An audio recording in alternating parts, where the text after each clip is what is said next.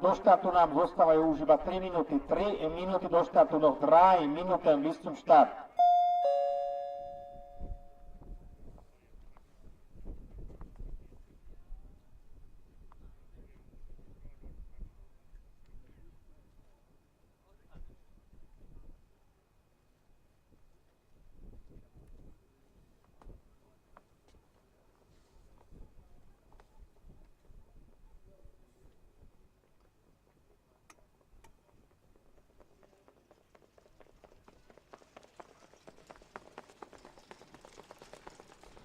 Do štartu jedného z dnešných vrcholov nám zostávajú posledné 2 minúty. 2 minúty do štartu, noch 2 Minuten bis zum Start.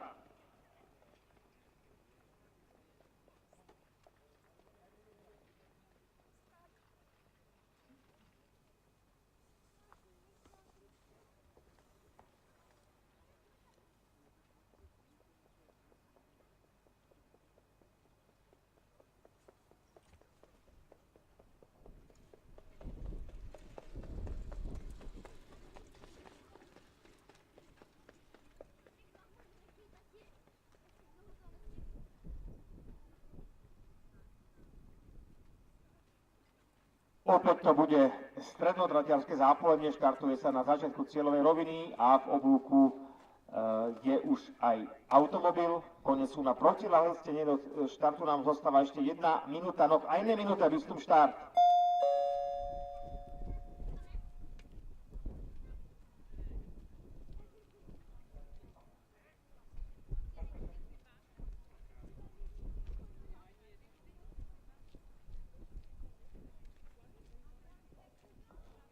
Keďže máme až 10 koní na štarte, tak 2 konie s najvyššími číslami pôjdu v druhej rade. Mali by to byť Lincoln Oise a King's Crown. Zvyšná osmička by sa mala zmestiť. A v prvom rade tam budú Janin Gesso, Joker Gesso, Keep the Guinea, Home I Did Jefma. Už iba 30 sekúnd do štartu, do 30 sekúnd bis zum Start. Späťko potom Hemlik Westerbo, Keller Gesso, Jocelyn Gesso a Mustang Boy. No a v druhej rade dvojica Lincoln Oise a King's Crown.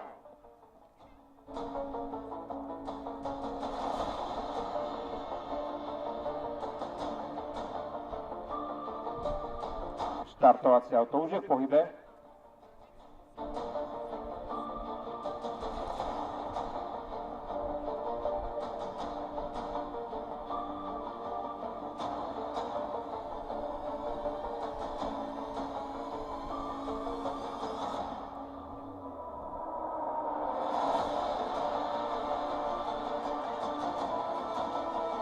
Tempo sa nám len pomaličky zvyšuje, zatiaľ nikto výraznejšie nezaostáva. A práve sa začína cena Horse Sports SRO Prix du Trotter France, prvý diel seriálu pre francúzske kone na trati 2140 metrov, pre trojročné a staršie kone o 50 000 korún s 10 aktérmi a dopredu vyráža Keller Gesso z farmy Levin s Nikolom Kalčíkom, ktorý debutuje v jeho súlke a za ním je stajňová dvojička Home I Did Jefma z farmy Levin s Monikou Kalčíkovou. Veľké problémy King's Crown, ktorý tam zacválal, ale Jozef Dobruský ho zrovnal a pokračuje na poslednej pozícii pre staj Dobruský. V čele nič nové, stále je to Keller Gesso pred Home I Did Jefma. Tretí je švédsky veterán Hemlik Westerbo z Trot Center Alet za amatérkou Alenou Tvrzovou. Vedľa nej sa objavuje domáca Jocelyn Gesso. Tu vedie Jiří Svoboda pre Ecurie JS. Zhruba na 5. pozícii v tom nahostenom slede je Keep the Guineas, Bright Forces and FFF Stables s Lorencom G. Ringesom. Za ním potom Ivanom Coufalom pre staj Kvietna, navigovaná Janin Gesso. Na chvoste toho hlavného balíka, alebo ku chvostu sa pohybuje Lincoln Oise z Gestalt Nottingham s amatérom Manuelom Štréblom a za ním ešte dvojica koní, konkrétne Mustang Boy zostane Sochoresero s Nikolom Wolfom a takisto aj zrovnaný King's Crown s Jozefom Dobruským.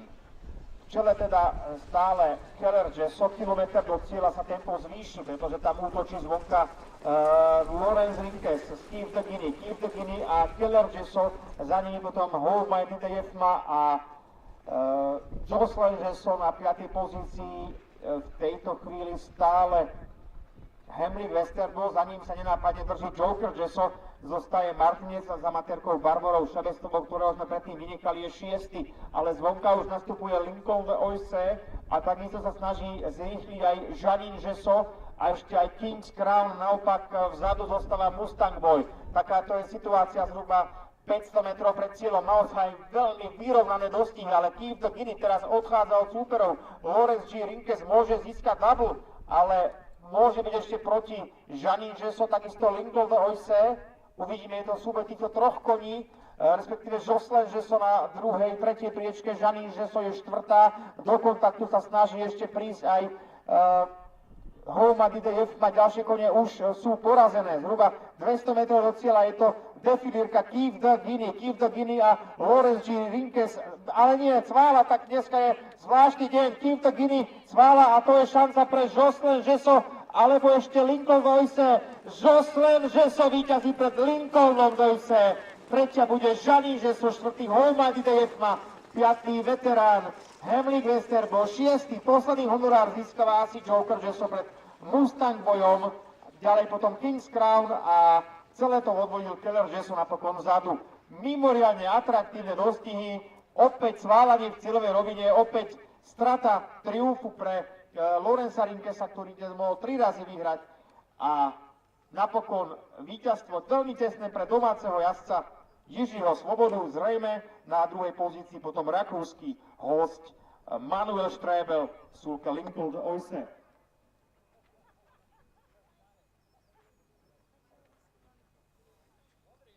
Jirko Svoboda v súlke, veľká gratulácia, počkáme si na dekoráciu.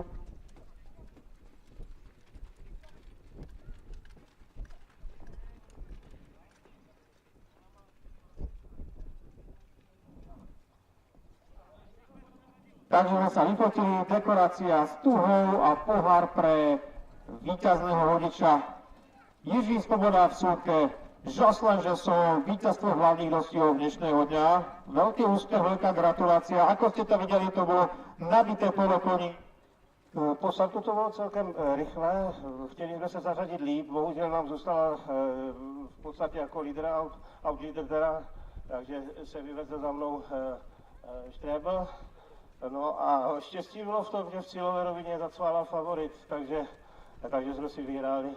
A na prvý dostih super výkon proti nerozbehanej kobily. Vlani mala ťažkú sezónu, ale vyzerá dobre, nažratá. Aké máte plány s ňou ďalej tento rok? Tak bude běhat francouzské dosti a je to šikovná kobylka, chytrá. Vzala si to sama, ukázala, co je potřeba v tom dostihu.